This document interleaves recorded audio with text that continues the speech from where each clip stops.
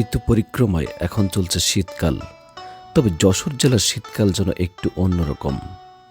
গ্রামের মেঠো পথ দিয়ে দু চোখ মিলে তাকালে দেখতে পাই বিস্তীর্ণ খোলা মাঠ। চারিধার জুড়ে আছে সবুজের সমারোহ।